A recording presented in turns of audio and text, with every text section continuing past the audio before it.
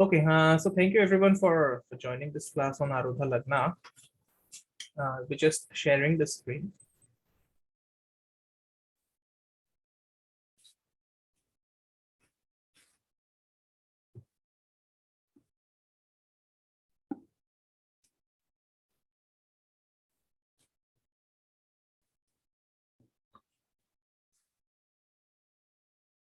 Okay, so Arudha Lagna and houses. So this is a part of a Saturday lecture series that I have started. Hopefully it will continue for the next few weeks till we cover all the 12 houses from Arudha Lagna. Today we'll just cover the basics of Arudha Lagna. And then from the next class onwards, we will be going to the houses from Arudha Lagna and also the associated remedies if they are applicable as such. All right. It's fine, Dr. Saab. We have just started here. Okay, so this entire content has been sourced from the lectures of Sanjay Rath, Pritam Kohl, and of course Pandit Kapinder Hariji, which I have attended. And there are some of my own inputs as well, which I have gathered over a few years of study, especially from the books by Sri S.K. Mehtaji and also by Vestilasan. All right. And not to mention, of course, even even Sri K.N. Raoji has been a major influence in compiling whatever I'll be sharing over the next few weeks. That is. All right. So let's begin from here. So Arudha Lagna. Okay. So a sign has a reflection in its ruler planet. So this is known as Graha Arudha. Okay. Every graha has its image there, and that will be reflected by the sign. Okay, so the 12 signs will have 12 reflections, and so we will have 12 arudhas. All right, 12 arudhas. So for the 12 signs we'll have 12 arudhas, and then there will also be 12 houses from each arudha. Okay, so in a way we'll have 12 into 12, that is 144 arudhas, right? So the planet acts as a mirror, giving the same importance to the corresponding reflection as the original sign. So Arudha Lagna is important because it shows where the image of that sign is actually placed. It shows the physical manifestation of that sign. Okay, and there are a lot of things that we can do with the Arudha Lagna. For example, suppose we are finding the Arudha Lagna of the Arudha Pada, that is of the 12th house. Then the Arudha Pada of the 12th house is known as Upapada. Okay, the Arudha Pada of the 12th house is known as Upapada. I'm not changing the slides, Rakesh. I'm just explaining here. So the Arudha Pada of the 12th house is known as Upapada. And using that Upapada, we can actually do a lot of calculations regarding the marriage as to when the marriage will happen, as to how the marriage will happen, who will oppose the marriage, and who will also break the marriage. So if, for example, if your spouse is not appearing in your life, then you can do remedies regarding the Upapada Lagna, and that those remedies will directly correspond to making the spouse appear in your life. Okay, so a lot of times, whenever we go for marriage related consultations, the astrologer will either look at the 7th house or it'll look at the 12th house, because 12th house is the karma of the marriage, and they'll suggest remedies based on that. But if you do remedies related to the Upapada Lagna, that is the Arudha Pada of the 12th house, or the Lord of the Upapada Lagna, then it gives much better results in my experience. Okay. So as the light of the moon is a reflection of the sun, so is the Arudha or the moon a reflection of the Rashi or the sun. So we know that there are 12 Adityas. The sun, each Rashi has one Aditya associated with it. That is the reason the Dwadasha chart is primarily seen for the sun. And one of the names of the sun is Dwadash. Okay, if you look at the Sanskrit word Dwadash, one of the meanings of the Sanskrit word Dwadash would be the sun, Surya Narayan, that is. So each Rashi has its own Aditya associated with it. For example, the Aditya of the of Mithuna is known as Mitra Aditya, right? Similarly, the Aditya of the sign of Capricorn is known as Bhaga Aditya, and so on. So similarly, the Arudha would be a reflection of the Rashi, and because the moon is a reflection of the sun, so the Karaka for the Arudha Lagna is the moon. Okay, the Karaka for the Arudha Lagna is the moon. And at times it so happens that the Arudha chart is not giving proper results, or the Lord of the Arudha Lagna, although it is exalted, the person is not having, not having the kind of results he or she would expect, that is. So in that case, you always have to do remedies for the moon. So if the moon is afflicted, you can be very, very sure that the Arudha Lagna of that person would also not, the Arudha chart of that person would not give proper results. Okay. So the first step in correcting the Arudha Lagna chart is to, is to do remedies for the moon, or is to ensure that the moon is strong, that the moon is well placed. Okay. So Arudha Lagna, we will be abbreviating it as AL, is as important as Lagna. The Karaka of the Arudha Lagna is the moon. The placement of Chandra indicates the quality of Arudha Lagna. Okay, so as I said, the moon has the major say in the Arudha Lagna chart, because it is the Karaka. Okay, and if Chandra is exalted, or if it is placed in its own house of Cancer, then even though the Lord of Arudha Lagna might be in a bad position, then also the Arudha chart would actually give good results to the native. Okay, so the Arudha is this is not Arudha Lagna. This is, I'm just speaking about Arudha. The Arudha is what is distinctly visible. It is that which catches the mind. So whatever we see, okay, that is just an image. We cannot see something directly. We only see the image of that thing. Okay, for example, right now I'm seeing the computer screen as I'm sharing this slide. I'm not really seeing the computer screen. I'm only seeing a reflection of that computer screen. So this entire concept of Arudha Lagna works in the same way. It is actually what catches the mind. Okay.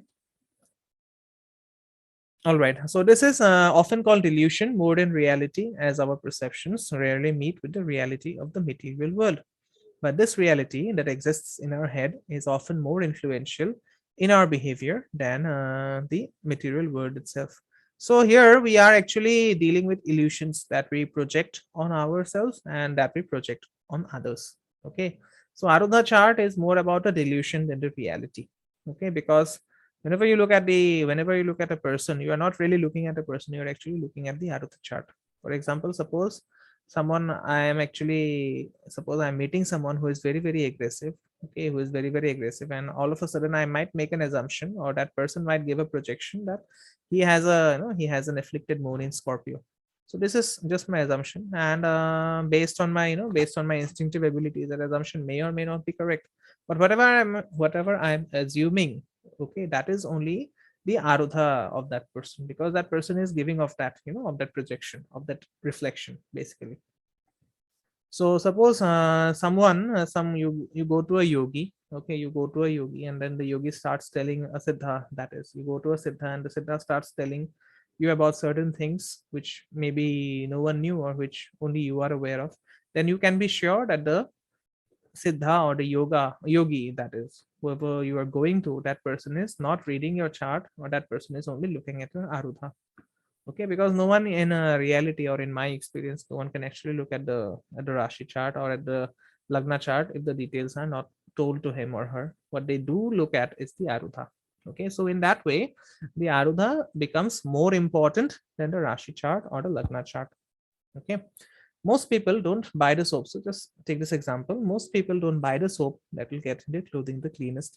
They buy the one that has had the best effect on their mind through commercial advertising, graphic design of the box, and other such marketing aimed at one's perceptions. So this is something that we have all experienced in our, in our lifetimes. We have often brought something only to realize later on that the thing does not fit into our expectations, that the thing, whatever we brought with our hard-earned money has lost its relevance. This happens because we are not really buying that thing, we are actually buying the Arudha of that thing. Okay, here we have a very common marketing term in use, jo dikhta hai wo bikta hai. Okay, we are not only, we are not looking at the utility of that particular thing that we are buying.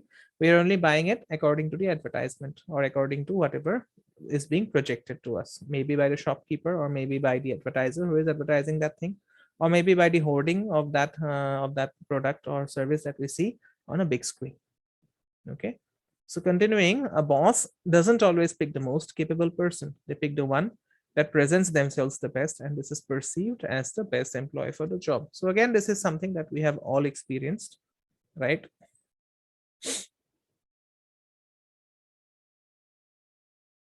Okay, Rajesh ji is seeing only the first slide. Is it same for everyone? I just request everyone to chip in with your comments here. Okay, okay, just stop the share once.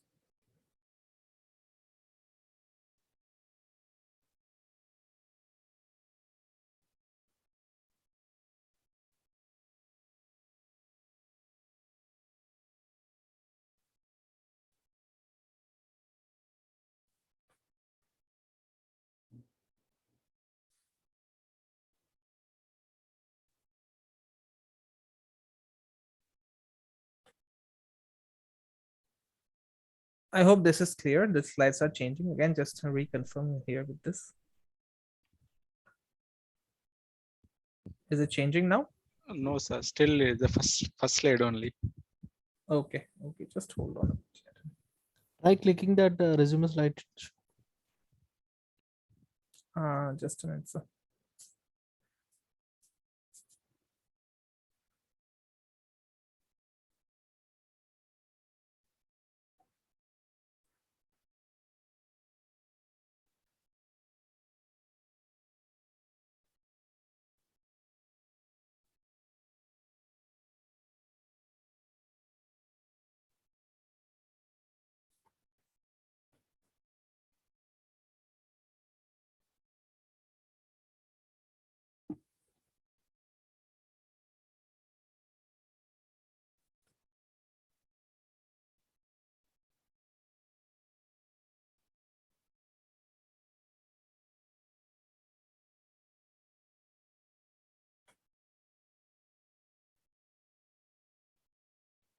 Is it changing now? No, sir. Still first one only. Is it still the first one? Yes, sir. Still the first one.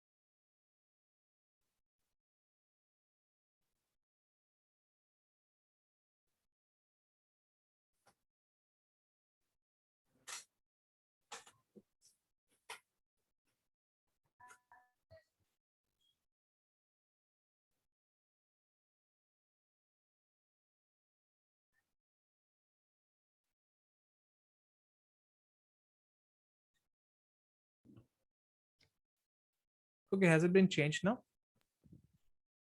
No, sir. Still the first slide only I'm seeing. Okay. Devarshi, can you Can click? you try clicking on the second slide on the left panel? I'm not getting the point, sir. You have list of slides on the left side, right? Yeah, I do. Just click on the second slide if it changes. Just let me see.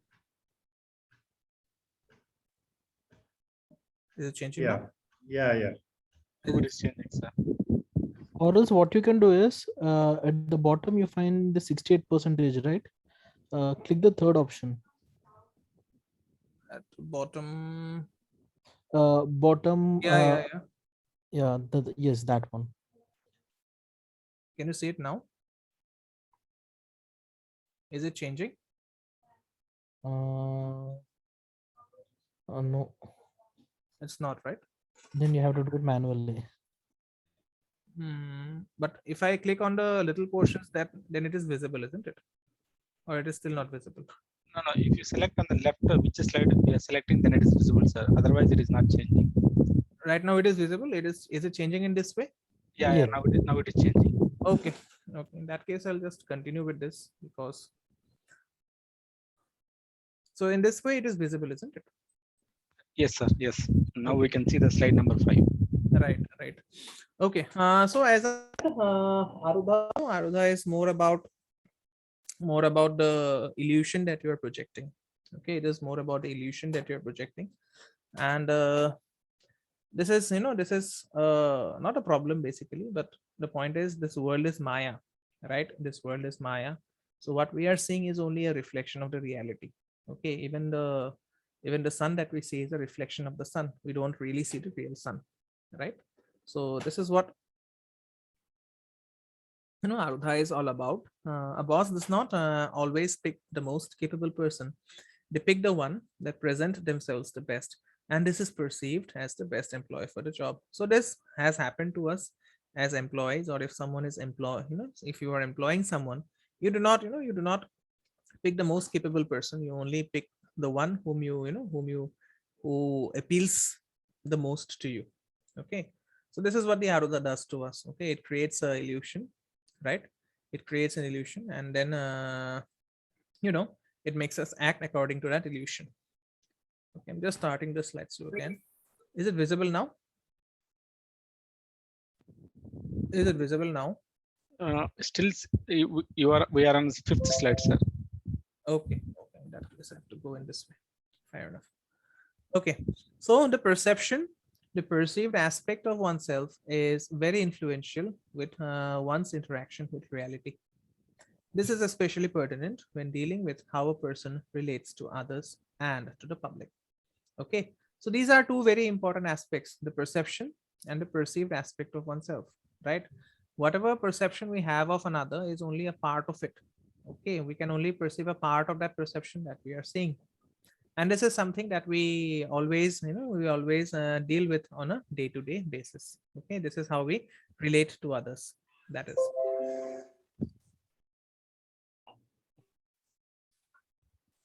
So what an individual may know about themselves as Lagna may not be what others think of them, Arudha Lagna. Okay. So what you know about yourself is a reflection of your Lagna chart. And what others think about you is your Arudha Lagna. Okay. Looking at a chart from Lagna versus Arudha Lagna will tell these two different stories. Okay. So these are two very important distinctions that we are making, right? These are very important distinctions that we are making regarding Lagna versus Arudha Lagna. The Arudha Lagna tells about the illusion perceived by others, what people believe about you, which varies from what really is. So, who you are is much different from the image that you are projecting. Okay, who you are is very much different from the image that you are projecting. Okay, and this is, this image is actually shown by the Arudha Lagna, right?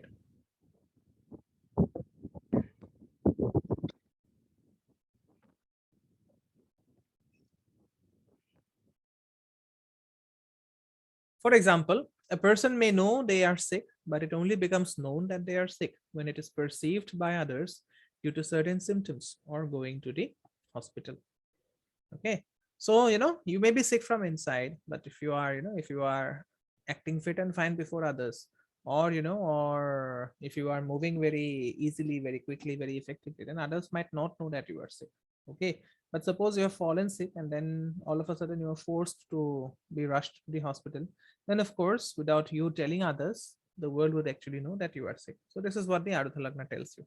Again, for example, a person may be a crook, but with an exalted Ardha Lagna Lord, they will still be well liked and rise in popularity. So this is something that that the Ardha chart does to each one of us. You may be a crook, okay? You may be a crook, but at the end of the day, if your Ardha Lagna Lord is exalted, you will still be well liked and you will rise in popularity. Okay. So it is often seen in the music world that incredible musicians sometimes don't get recognized while mediocre musicians make millions. This is the result of the Arudha. So you can see how important this Arudha Lagna is, right? It can actually, it can actually transform a chart which is bad from the Rashi or the Lagna point of view to something which is very miraculous. Okay, it can transform a pretty average chart to a very good chart, right? For example, you may come across a person who is not doing well despite having very well placed, very well placed planets. All right. But look at the Arudha Lagna and see how how the person is actually supposed to be doing from the world's perspective, right? If you see a chart which has a very well placed, very well placed grahas, and you ask, sometimes you may ask that person, you should not have any problems because your chart is showing that. But at the end of the day, the person may be filled with problems. Then, as Jyotishis, your first step would be to examine the chart from the Arudha point of view as well. Okay. All right. Arudha equals to Maya. So the Arudha Lagna is how people see you and interact with you within the material world called Maya. So this is what Arudha is all about. It is about Maya. It is about how people see you and how they interact with you in the material world, right? The whole world is Maya. The world is created by the mind, by perception. In fact, the world is perception. So the world that we see around us is only a perception of it. Okay, we do not see the real world. Reality is something which is very, very different. The world that we see around us is created by our Maya. Okay, we give meaning to things. In reality, things do not have any meanings by themselves.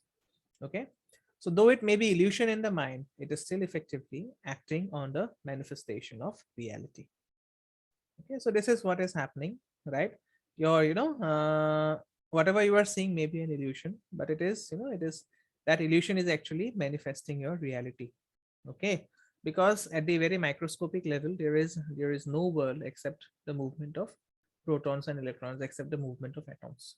Okay, so whatever you are seeing anyways is an illusion, right? The table that you see around you or near you is not really a table. It's just a way in how atoms are arranged without many spaces between them. So this is how, this is how the Arudha represents the Maya factor. The Arudha is not just seen as a perception, for what is perceived is what is making things move, making things turn and happen. The Arudha shows the person and how they are perceived. So this is very important. Okay, you are not only shown how you are perceived, but it will also show you the kind of person that is. Okay, and if if sometimes doing remedies from the Lagna chart is difficult, then always suggest remedies from the Arudha chart. Okay, among all the charts, the moon chart is the easiest to do remedies. Okay, if you look at the moon, suppose you have a malefic planet in the second house from moon. In that case, what will happen is the person will not really like to go out for work and make money. Okay, because the second house from moon is your interaction with the world, right? Your second house from the moon is interaction with the world. So suppose if you have a malefic planet in the second house from moon, then you might not be very fond of going out to the world and interacting with others for the purpose of making money.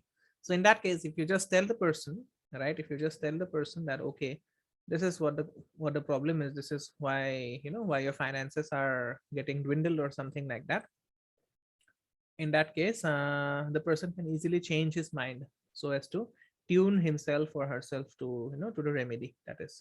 So what I said, Beacon, is amongst all the charts, if the Lagna chart is not getting remedified, then try it from the Arudha chart. It might give it might give a possibility of getting remedified.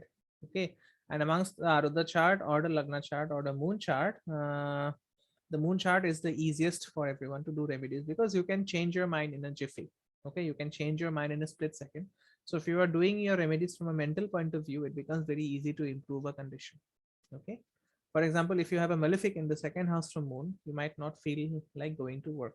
So instead of looking at the chart from the Lagna point of view, if you just tell your mind that, okay, I need to go out every day and interact with the world for the purpose of making money, then that position is automatically remedified. Okay, so this is what I was saying. So the Lagna is like the sun, the Arudha Lagna is the moon, and the Paka Lagna is the Jupiter. So here we are actually looking at the Sattva Grahas. The Karaka for the Lagna chart is the sun. The Karaka for the Arudha Lagna chart, as I said, is the moon. And the Paka Lagna chart is, the Karaka for the Paka Lagna is Jupiter. So what is Paka Lagna? Paka Lagna is the place where your ascendant lord is placed. Okay, suppose you are a you are a Aquarius ascendant, and Saturn is placed in the third house, then Aries will be your Paka Lagna. Okay, that is how you look at it, right? So the Karaka for the Paka Lagna is Jupiter. Okay, they are the three eyes. The Sun represents the right eye, the Moon represents the left eye, and Jupiter represents the third eye. So these are the Sattva Grahas. Okay, these are the Sattva Grahas, and they represent the three aspects of life. Okay, the third eye because they help you to see, right? So no, if these three grahas, or rather, if these if Sun and Moon are afflicted by malefics, then most certainly the person will have some eye problem. Okay, this is one way to look at it, right? So if you have an eye, if you have an eye problem either in the right eye or in the left eye, then you can easily conclude that the person is having a problem with the Sun or Moon, or they are having a person with the second house or the 12th house, because even the second house represents the right eye and the 12th house represents the left eye. So how to, if your Sun is afflicted, or if your Moon is afflicted, or if your Jupiter is afflicted, then you can, you can purify these three aspects by using the mantra Hare Rama Krishna. Okay, so this is a mantra that comes from the tradition of Achyutananda Dasa, who is of course the great grandfather of Pandit Sanjay Rath. Okay, so Hare, Rama and Krishna. Hare represents Jupiter, Rama represents the Sun, and of course Krishna represents the Moon. Okay, so this is one mantra that you can also use in a general sense before just reading a chart. Recite Hare Rama Krishna 12 times for the 12 houses, that is, and you can actually read that chart from that perspective. Okay, so what does the Brahat Parashara Hora Shastra say here? Jupiter, Surya, and Moon are sattvic. Mercury and Venus are rajasic. Saturn and Mars are tamasic. Everything manifests from these gunas, sattva, rajas, and tamas. The gunas need to manifest before the results manifest. So this is what the third chapter and 22nd verse of PPHS says. Okay, it classifies the planets according to their gunas, and it also says that everything manifests from these gunas, right? So this agrees directly with the Bhagavad Gita, chapter 3, verse 27. Actions in all cases are performed by the gunas of material nature. So depending upon the predominant guna in your consciousness, your actions will come from, from that guna. Okay. So if you are having a lot of tamas guna in your consciousness, then your actions would be tamasic. Similarly for rajas and sattva, it follows. Okay. So what is the interpretation that we can make from it?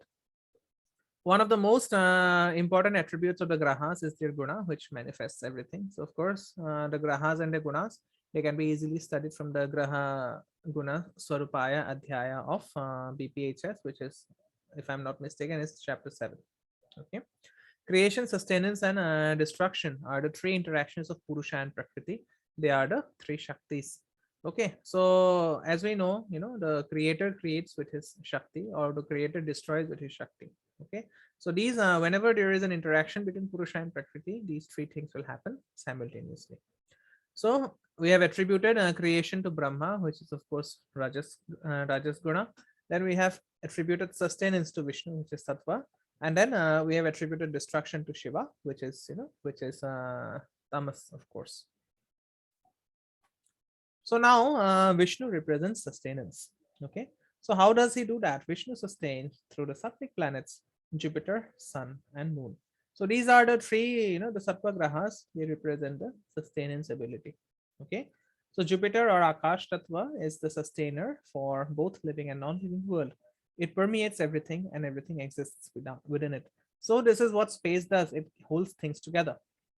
Okay, and for those who have attended the Panchanga class, they would know that the Karaka for the space element is Jupiter. And in Panchanga, Jupiter rules the all-important yoga part. Okay, because yoga is all about holding things together. Okay, so it is like Narayana, everything, everywhere in everything, everything in it, supporting all life. So Gemini calls the Adi Devata of Jupiter as Narayana. Okay, so if you are having, say, Jupiter in the 12th house from Karakamsha in the Navamsha, then you are advised to worship Narayana, the form of Narayana. Okay, because this form contains everything within it, and that supports all life, right? So it is the grace of God. Jupiter is God in all signs that can overcome Yama, or death. So this is how, this is how Jupiter represents the expansion, while Saturn represents that contraction. Okay, so Jupiter represents your blessings. right? Wherever, wherever Jupiter is sitting in your chart, it may be anywhere, even it may be a Dusthana also. It will always represent the grace of God that can overcome Yama. Okay, so the aspects of Jupiter, Muhurat Chindamani says that the aspects of Jupiter are more important than the placement of Jupiter itself, because that can help you overcome even death, right? It is the aspect of Jupiter that can stop a Shula Dasha from killing. It is the aspect of Jupiter that allows one to cross the nodes in Saptamsha, right? So this is this is a issue that if you are, if your dasha is, if your dasha is that of Jupiter, then you can actually overcome a malefic Shula Dasha. Okay. And then if you look at the Saptamsha chart in details, it is very difficult to, to deal with the houses where Rahu and Ketu are positioned. So if Jupiter is somehow aspecting those houses, then you can very easily recover from diseases. Okay. So it is Jupiter that gives the jiva, or the individual soul in the body. And in this way, the sattva of Jupiter sustains all life. So sattva is very, very essential for sustenance. That is the reason, you are always advised to do Satyanarayan Vrata Karma during every Purnima or during every Ekadashi Tithi, because it helps to increase the Sattva element in the house. Okay, Satyanarayana Puja is never done in a temple, it is always done in the house, and that is supposed to increase the Sattva element, okay, which is responsible for sustenance. The sun relates to the availability of resources which it gives through the signs. The Rashis are called the Dvashaditya, the 12 suns. So as I've explained in the beginning, there are 12 suns ruling the 12 Rashis, and Dwadashaditya is, as I said in the beginning, one of the names of the sun is Dwadash. Okay, Dwadash, of course, it means 12, but even in, if you look at the Sanskrit meaning of the word Dwadash, it will also say that it refers to Surya Narayan. So they give the fruits in this world. They are the environment that is either bountiful or barren. That is why many poverty mantras work with the sun. So this is the main reason why, why sun is regarded as the significator of resources in your world. Okay, the 12 Adityas, they represent the environment that is either bountiful or barren. And if your environment is barren, you are actually asked to work with the sun so that you can access resources that the Aditya of that Rashi is providing. Okay, so this is why physical ability to have children is seen from sun arudhas, the physical ability. So the sun is regarded, the sun is regarded as the father, the moon is regarded as the mother. Okay, so why the father? Because the physical ability to, to have children is comes from the father. The father leaves the sperm in the, in the womb of the mother, right? So if the fifth house from the, if you examine the fifth house from the graha arudha of the sun, okay, if you examine the fifth house from the graha arudha of the sun, and if that is afflicted, then you can predict that the person is incapable of bearing children.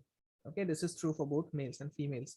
You first have to find the graha arudha, okay, then look at the fifth house from that graha arudha, and if that fifth house is afflicted, then your ability to bear children would be very, very less, would be very, very minimal. That is right.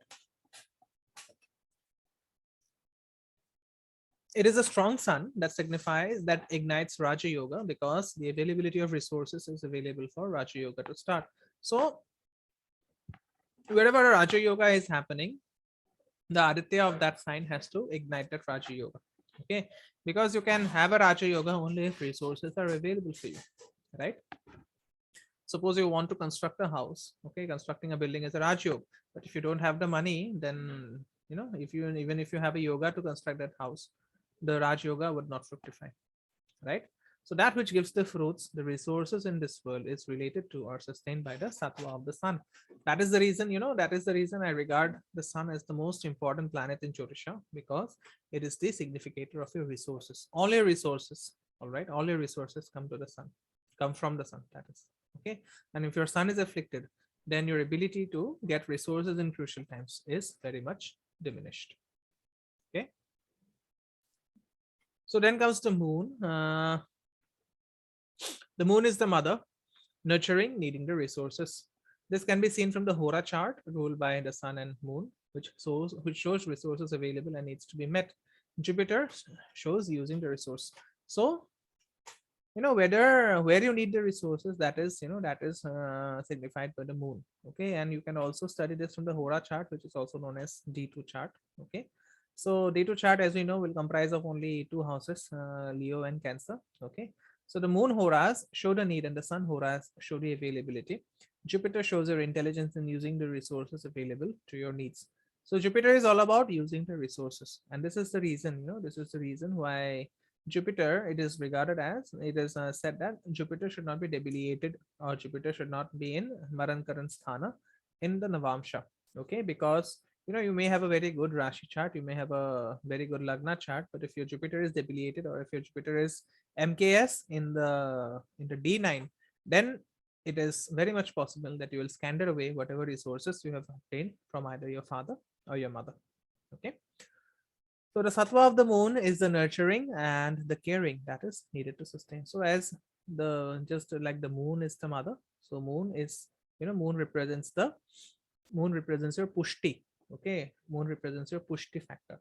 And pushti, of course, comes from Shiva, because if you look at the mantra, the Mrityunjaya mantra, the word pushti vardhanam is clearly mentioned. Pushti means nourishment. Okay, so the moon is all about pushti, right? And that is the sattva of the moon, to nurture and nourish the individual. So then comes Brahma. Just like after Vishnu, it comes Brahma, who is responsible for creation. So Brahma creates through the Rajasic planets of Venus and Mercury. Venus is Jala, or water, which is the basis of all creation, the base of the living world. The seventh house from Venus brings a partner for procreation. So this is a secret that I'm sharing. So you can look at the seventh house from your Venus to see, where your partner will come from.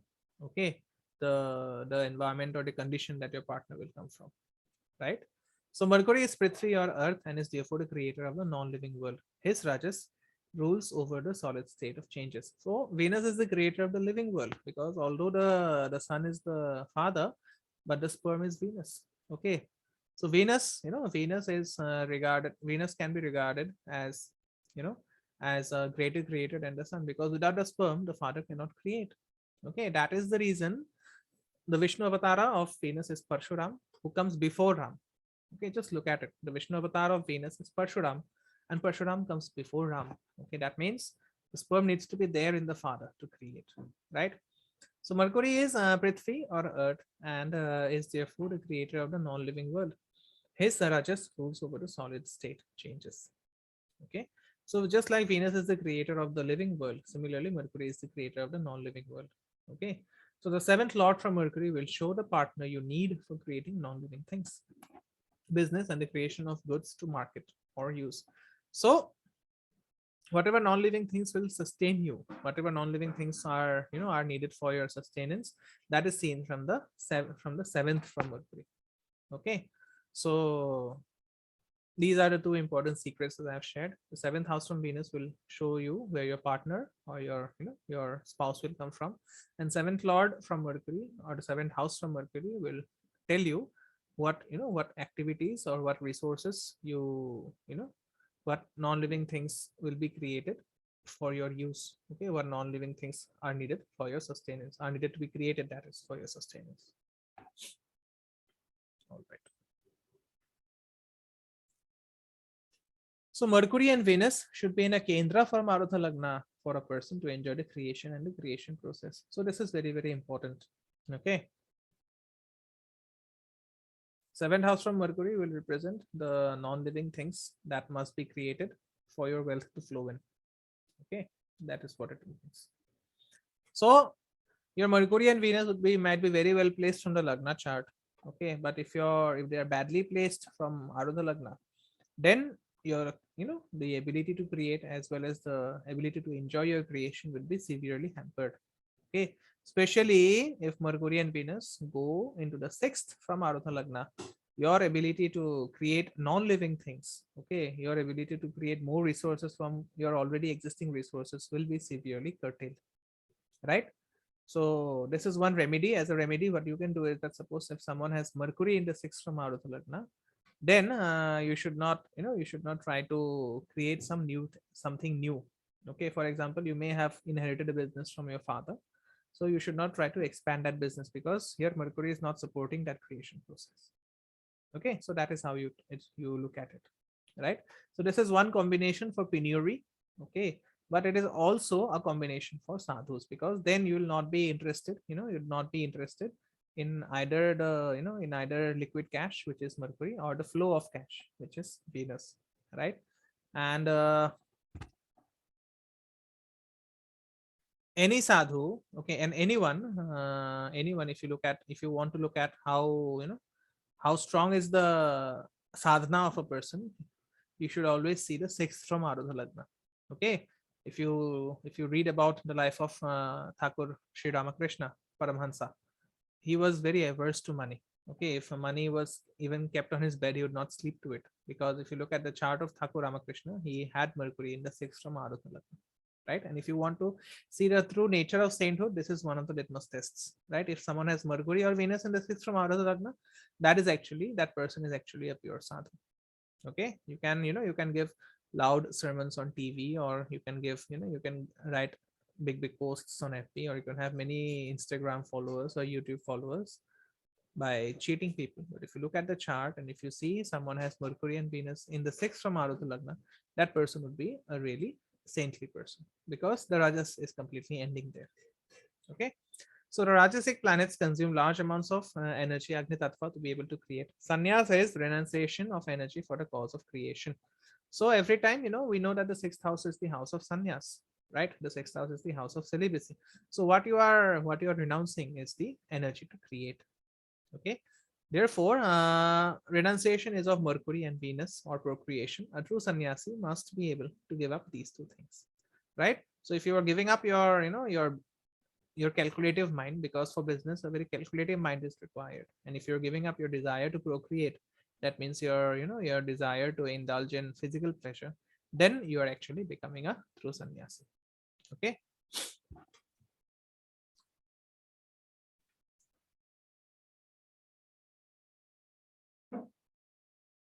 so Shiva, of course, he represents the destructive aspect to it. So Shiva destroys through the tamasic planets Mars and Saturn. Mars is Agni, or fire. It breaks things down, transforms them into something new. So as we know, Mars is the Karaka for destruction. Okay, and because Mars also has a sun whose name is Mrityu, so here Mars is all about transformation, right? Things don't go away, they just change. Everything is just changing shape and form.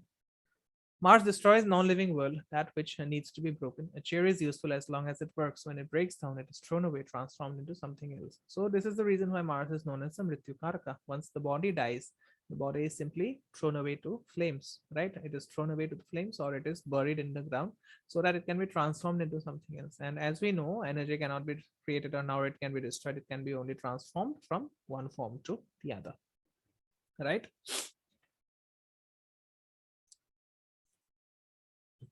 So Saturn is connected to Dharmaraj Yama, the lord of death, who comes for all beings when it is their time. So this is about Saturn. Saturn is the tamas that makes vata invade every cell till the body deteriorates, which is called aging. So Saturn is the vata that will, that will slowly but surely eat up your cells. Okay, eat up your cells and make the body deteriorate. So this is known as aging, and that is the reason Saturn is also the karaka for cancer. Okay, so as Saturn rules aging, he is what destroys the living world. Okay, so just like, just like Mars causes sudden destruction, Saturn destroys slowly.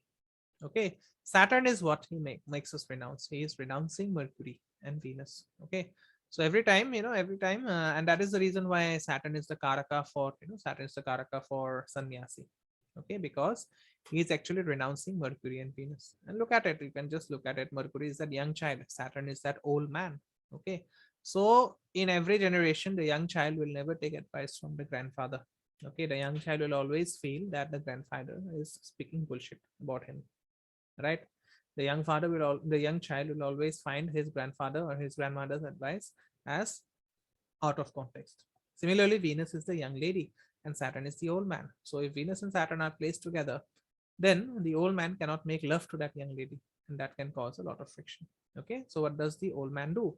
he has to renounce, he has to renounce Mercury, because money at one point of time is of no use to you once you become old, right? You realize that your money is of no use to you, and then your sexual abilities also stop. Okay, so that is the reason why Saturn makes us renounce Mercury and Venus. So while choosing muhurta of something non-living, must be careful of Mars. For example, for the muhurta of the living, one has to be careful of Saturn's placement. For example, if Saturn is third from Ardha Lagna or aspecting it, it shows disease at the time of death. So if you are choosing muhurta, okay, if you're choosing muhurta of a non-living event, for example, if you're choosing muhurta of, of a marriage, then you have to be careful about the position of Mars. Okay, in that case, Mars should not be MKS, or Mars should not be in the fourth or seventh house. Okay. Similarly, for the muhurta of a living one, suppose you are, nowadays there is a trend of sorts to, to calculate the muhurta for childbirth. This is of course very wrong. But then if you're doing that, then you have to be careful of Saturn's placement. Okay, because if Saturn is transiting the third from Ardha Lagna of the muhurta chart, it will actually show disease at the time of birth in my example. Okay, but suppose you have Saturn, or if Saturn is aspecting the third of from Ardha Lagna, it will show that the person will die from some kind of disease. Okay. So Mars and Saturn are both significators of death and destruction, and are best in apoklimas and the worst in kendras. So this is about apoklimas and kendras from Ardha Lagna. Okay, this is not from the Lagna chart, right? So they do well in the apoklima houses, which are of course the third, sixth, ninth, and 12th houses. All right.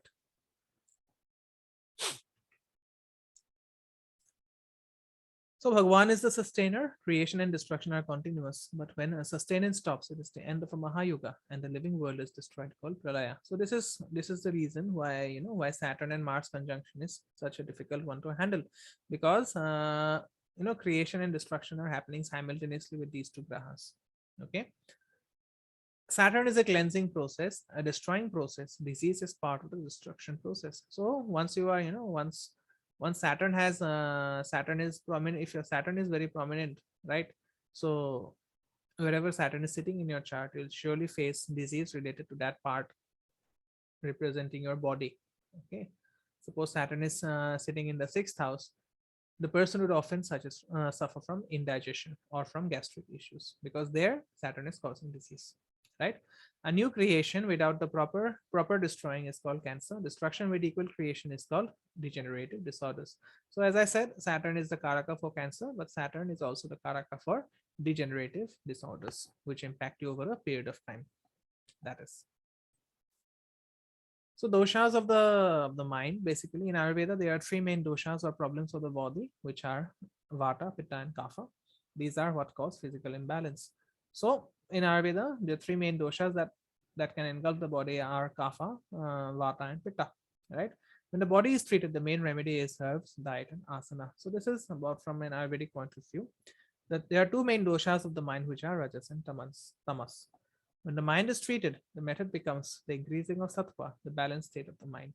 So once if your mind is very tamasic, okay, if your mind is very tamasic, then you have to increase the sattva quality. So one way I have mentioned, if you do Satyanarayana Vrata or Satyanarayana Puja in your house at least once a year, that is meant to increase the sattva of the mind. Okay. So what the Bhagavad Gita tells us in chapter 14, verse number 17, from sattva knowledge is born, and from rajas desire, negligence, and delusions arise, from tamas and ignorance too. Okay, so sattva is equated to knowledge, desire, negligence, and delusion is equated to rajas, and ignorance is equated to tamas. This is what Krishna was telling Arjuna in the Bhagavad Gita. When we talk about mind or moon, the gunas become very important. It is the mind that is creating your reality. It is doing this through the gunas, which manifest everything. Okay, so the mind is the creator of your reality, and whichever guna is prominent in your chart, whichever guna is prominent in your mind, whichever guna is prominent in your mind, that will actually reflect your reality. Okay, the gunas of the mind attract your reality to you. A sattvic mind will find itself in a clean spiritual setting, gaining knowledge. A rajasic mind will need to occupy itself with Rahu sense stimulation and will chase after this and end up in Rajas company, Rajasic situations, and all the time increases the samskaras of Rajas. So your reality will be defined by your predominant gunas. And that is the reason it is always advisable to increase your sattva guna so that you do not suffer in the end. Okay. The word for suffering in Sanskrit is pida. Okay. This word pida, it not only means physical suffering, it means mental suffering also. So if your mind is predominated by tamas or rajas, then it will cause a lot of issues. Okay. So these gunas rule the mind and bind the soul into the body. The body goes where the gunas of the mind lead it, and the soul follows. So this is a problem, right? This is a problem. Whatever guna is dominant in your mind, it will actually manage to take the body along with it. Okay, because the you know if you want to, suppose you want to switch off the fan or you want to move a finger, you cannot do it before you think about moving that finger. Okay, so the body will go wherever the gunas of the mind lead it, and then the soul will follow. The gunas rule your body and they rule your mind, which is your perception. The mind is the organ perceiving your sensory reality. Therefore, the gunas are ruling how you are perceiving your reality and how others are perceiving you. So the gunas are not only about creating your reality, it is also about your, it is also about your perception about others. Okay. For example, if you are a good person, then you always see others as equally good, if not more. If you're a bad person, or if you're a cheater, or if you're a thug, then you'll also see others as cheaters and thugs according to who you are. Okay, so the gunas, they will show, they will help you to perceive your reality, and they'll also show how others are perceiving you. So gunas and manifested reality, who you really are at the soul level and the level of lagna versus how you are perceived at the level of arudha are two different things. So I mentioned this in the beginning. You may be a very different person from the lagna perspective, but your perception in the real world comes from your your perception through the arudha lagna. For example, the people at your work do not really know you. They only know what they perceive of you, what you consciously let them know, what you unconsciously let them know, what you are pretending to be, and all that muddied up through another individual's own mind perception. So this is something which is common with all of us. People don't really know us. They only know that part of us which we show to exhibit or display before others. Okay, so it's all about creating the right perceptions, and this is where the concept of arudha lagna in image building comes out. Okay, so we'll explore that in details later on. So the image of you becomes far from the truth. It is an image, a reflection that will change according to the mirror. A clean mirror, Ucha Lagnesh, giving a better reflection, or a dirty mirror giving a worse reflection. So whether your lagna is reflecting a clean image or a dirty image will actually depend on the condition of your lagnesh in the chart. Okay, so if your lagnesha is well placed, okay, from the lagna, you'll have a very clean image about yourself, or people will have a very clean image regarding yourself. And if it is not well placed, if the lagnesh is debilitated, then your image will not be very good.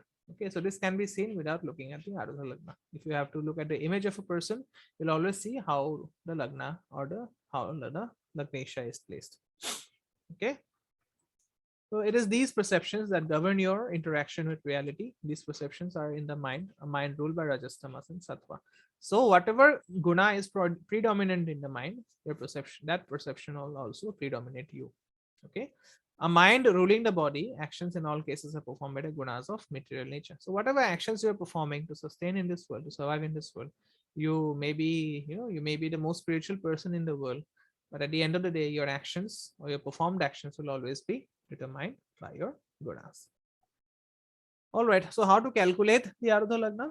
It is calculated by counting how many houses away from the lagna, the lagnesh, or the lord of lagna is. We then count the same number of houses from the lagnesh. This house serves as the arudha lagna. Okay, let's take an example for it. I'll just complete the calculation and then we'll take an example. So this is an exception.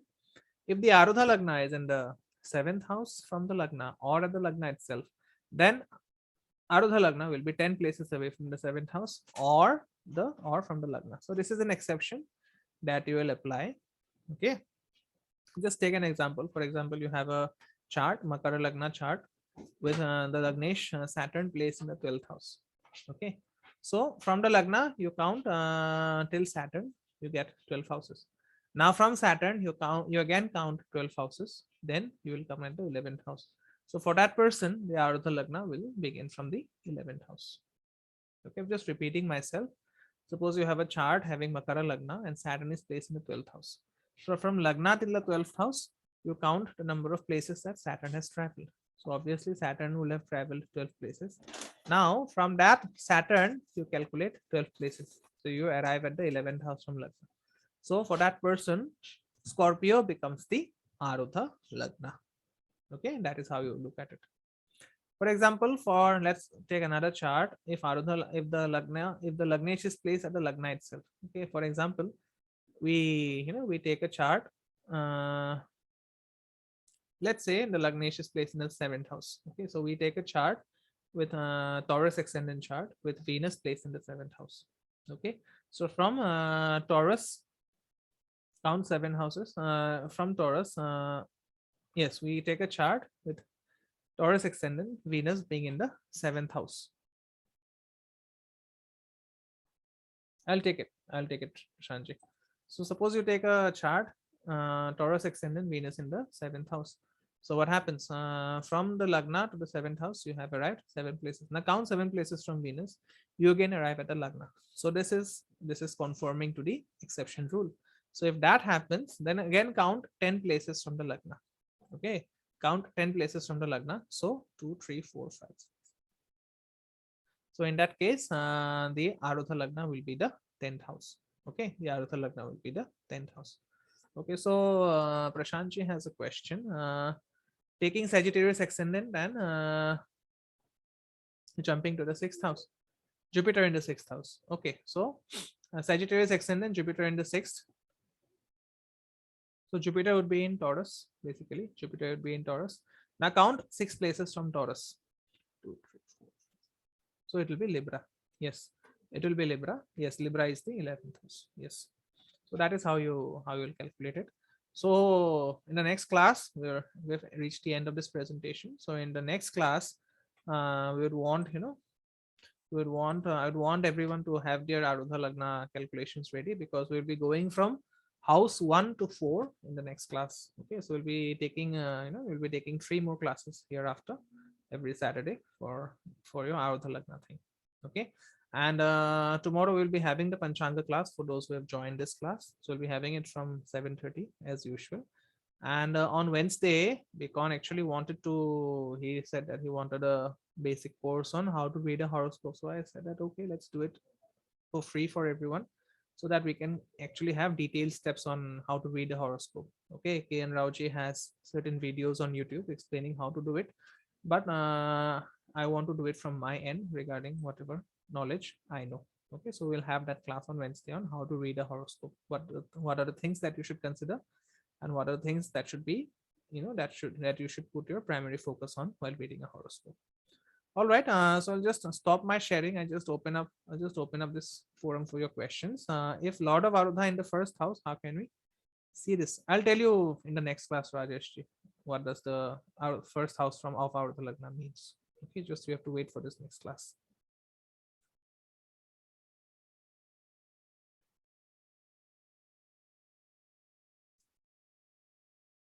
All right, then I don't think we have questions here. I'm really sorry for this thing of slide sharing. I'll just try to rectify it for tomorrow's Panchanga class.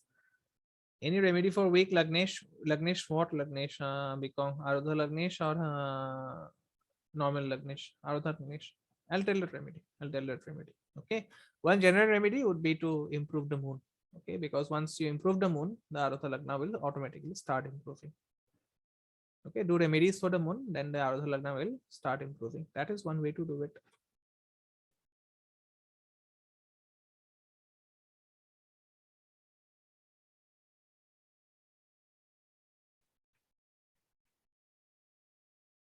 All right, then thank you so much for joining in. I'll see every one of you tomorrow for the Panchanga class. Those who have it will have it from 7:30. And on Wednesday, I hope every one of you joins in for how to read a horoscope. That would be a basic knowledge in astrology for everyone. Thank you so much. Om Gurave Namaha.